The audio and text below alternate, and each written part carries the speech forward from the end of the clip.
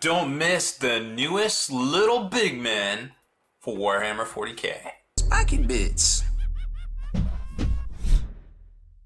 What's up, hobby maniacs? Baer with you again today, checking out the newest, biggest mans for the Space Marines. The Aggressors are here.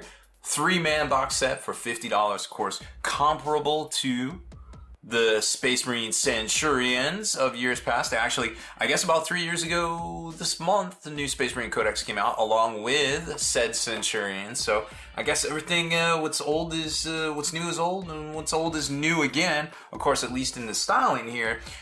Now, a lot of people are like, yo, why are they even putting these out? Like, we got Centurions, why do I even need these? Well, these don't do the same thing as Centurion Devastators. These are more of a, I guess kind of like a crowd control type configuration here. But if they stand still, they can definitely shoot a lot. They're very cool looking, obviously. Very stunning models. They're on 50mm bases. They just look sweet. Like these are really cool models in general. Like a lot of people have been waiting on these to come out since we read the Dark Imperium book, their novel, and knew that was an eventuality. Now, as far as weapons go, you've got your choice between the Auto Bolt Storm Gauntlet, which you can see right here, or the Flamestorm Gauntlets. And then, of course, you can mount the Fragstorm Grenade Launcher up top as well for additional points to go along with whichever weapon system you choose right here. So, as far as these guys go, I think that might be worth taking a few of them, at least. I don't know.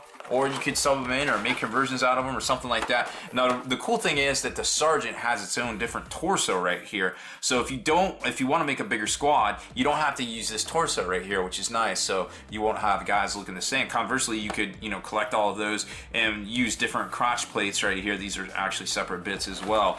So there's some really cool stuff in here. Of course, when you pop it out, it's going to be your 2-sprue configuration that we're used to in the past. Oh, they're actually on 40mm. I thought they were on 50mm. Well, I misspoke. Wouldn't be the first time, certainly not the last. We always reserve the right to backpedal at any time here on the channel. There's your infantry decal sheet right here. And remember, looks like they're switching up some terminology. Troops are battle line. Close support is, or heavy is close support. Or excuse me, fast attack is now close support, fire support is heavy, and veteran is elite. I don't know what that's about. Maybe just symbology, or maybe something deeper, darker, more sinister. Hard to say at this point. Now, as far as the models go, putting these bad boys together, they are a larger model. It's going to be a multi-part kit. It's going to have lots of different options. So here's the option for Aggressor A. And as you're going to see here, the torso, the specific torso goes with specific legs. You're going to have a specific backpack, but that and all of them, it's the same up to that point. And then you can choose the different types of ammo drums, whether you're going at traditional ammo drum or fuel canister for the gauntlets. And then you've got different feed options based on that. So you got part 8, which is arm 8 right here, and arm 9. And then you just kind of hook them up to whatever ammo feed and ammo belts along with the weapons that match the weapon system you choose. And the reason that is all important is because once you go through and you see Aggressor B and Aggressor C, you get to the back section here, and then you're like, okay, well, back to Aggressor A, because this is the configuration with the Flamestorm Gauntlets, which is all the same, it looks like, except for, dun dun dun, different ammo, aka fuel barrels right there, and different wiring to shoot that red hot liquid promethium up into the gun right here to get spit out on the foes of the Imperium. Anybody that Guilliman and his crew are mad at, that is how that works right there. So pretty straightforward, easy peasy lemon squeezy. As far as the rules go, well, you are going to get them in the back. They're not going to have the points cost, but if you want to do the power levels, well, that's right there. You can see them right there, power level 3. So you're going to have to bust open the new codex to see more on that. But let's take a closer look real quick at the sprues. So here's the sprues right here that you can kind of see. Right there. Now this is going to be 2 different, separate, distinct sprues, which you can kind of tell, right? So you're not going to get any doubles up or anything like that. So you need to look through and make sure you're getting all the parts. They are clearly labeled. I haven't looked through to see if any of them are incorrect or anything like that, but for the most part they've gotten better in the past with putting the correct numbers on things. But every now and then they mess up, or they have a different configuration, like we saw with the Dark Imperium box, where they had to add an ejection port and it kind of moved things around, but they didn't update their CAD file there. Now here you can see the different torsos, of course, which there was the little accessories. Here it is right here. So you're going to get 4 of the torsos, and that one is the sub-in for the sergeant, but you don't have to use it. Like I said, all your different ammo feeds and everything's going to be right up here. There's the fist, and whatever weapon you're going to put on the gauntlets goes right on top of that right there. You've got the legs, and the legs are going to be that 2-part configuration similar to what we saw with Guilliman. The legs right here are very close to Inceptor status. Of course, these look more, I guess, kind of, these guys are supposed to be Gravis armor, but they have that Inceptor kind of look. Remember the Inceptor, those are the jump pack Marines. They have the little kind of robot skis and servos and things underneath them, because they are coming in suborbitally for a lot of the case, at least in the fluff. Flip this over, and you can see, well, I can see from this side, you can see the Flamestorm gauntlets aren't exactly as big as you would expect them to be, but compared to a normal Space Marine, that seems to be pretty sizable nonetheless right there. Second sprue is going to have all of your shoulder pads and things like that, which are, from what I can tell, still the same size. They are going to go over the arms. Let's see if we can find some.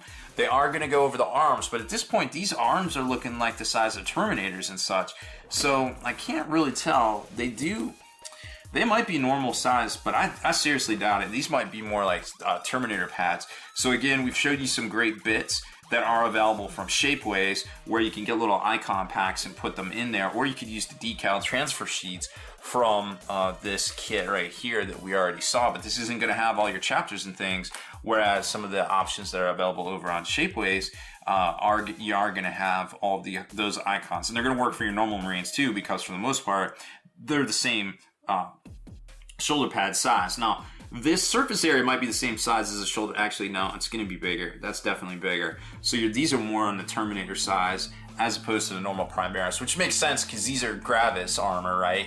And the Primaris armor are supposedly the same head size and shoulder pad size. So, not sure on this if they're going to design something different, but we'll definitely see in the coming weeks what kind of offerings we have out there in the secondary market. And then here you can see kind of the crotch bits. Depending on what you want to put in there, you can definitely put some purity seals and all sorts of different things in there. There's the heads. The heads appear to be about the same size as normal size Space Marine heads. You got the double respirator right there, or the revealed face with a single respirator. It looks like very cool stuff. So, ooh, I like this one right here. This looks like some Halo armor, some crazy like I don't know what suit of armor that was in the Halo video game, but that definitely looks like a suit of Halo armor that I used to wear when I played those FPSs back in the day. So there you go. That is your closer look at the bits. Now, as far as the rules go, let's consult the good book. The Aggressor squad right here, of course, is an elite, and it's going to give you all the weapon options here. Now, they're moving a little slower. They're moving at 5.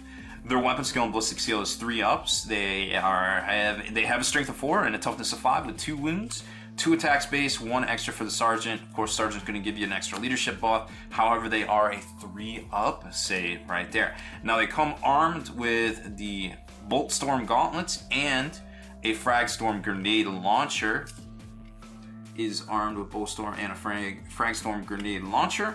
You may replace the Bolt Storm gauntlets for the Frag Storm and the Frag Storm grenade launcher for the Flamestorm gauntlets. So you don't get both if you decide to take the Flamestorm gauntlets. They can be combat squatted, and if they stand still, they can fire twice in any turn in which they did it. Relentless advanced models in this unit do not suffer any penalty to their hit rolls for advancing and firing assault weapons. So very cool stuff right there. They are gonna continue that relentless march towards the enemy, able to lay down a withering amount of fire. Now, in this configuration, stock without the flame gauntlets, you're gonna be looking at let's see, so the Reavers, we just did those were 18 points. The Aggressors are 3 to 6 for 25 points right there, and if you add in the Auto Bolt Storm gauntlets, you're up to 39 points. Throw in the grenade launcher, you're up to 42 points right off the bat. Sub out the grenade launcher and the Boltstorm gauntlets for the, where is it? The plasma, oh, what are these called? The Flamestorm, that's it. Flamestorm gauntlets, you're looking at 18 points instead of 19. So you're looking at an additional 40. So it's going to be 48 points, it looks like. Nope, excuse me. That is going to be 43 points total all day, every day for both of those. Depending on which configuration you take, it's literally going to be, let's see, so that would be 14 is going to get you up to 39, and 4 is 43. So weird. Okay, well, I guess that makes sense. So you can take them in squads of 3 to 6, and we already showed you that you have the torso options right there. So very cool stuff overall. It remains to be seen how these are going to fit into most armies out there. Again, they are going to do a lot of damage to multiple, let's go with Horde. We'll say Horde, because the Boltstorm gauntlets in shooting are assault 6, only strength 4 and no AP. The Flamestorm gauntlets, however, automatically hit their target, and that's assault 2d6. And remember, you double this if you stand still. So they're putting out a lot of firepower, and then of course your Fragstorm grenade launcher is d6, strength 4. So no additional AP here. They're just spitting out that hot fire all day, every day, hitting on their 3s. These are all assault weapons, so you don't have to neg 1 for being a heavy or anything like that. So imagine putting out 4d6 shots that automatically hit their target for, what was it, 43 points a model, that have a pretty resilient 2 wounds and a 3-up save. That seems pretty good to me. I can see a lot of cases where players will definitely be picking these up for a particular type of opponent. However, this kind of firepower is going to be ineffective against certain things unless taken in bulk, but at 42 to 43 points a model, how much of that can you really feel at the end of the day? And of course, remember, it is an elite choice, so you're only going to be able to take so much in the detachment regardless.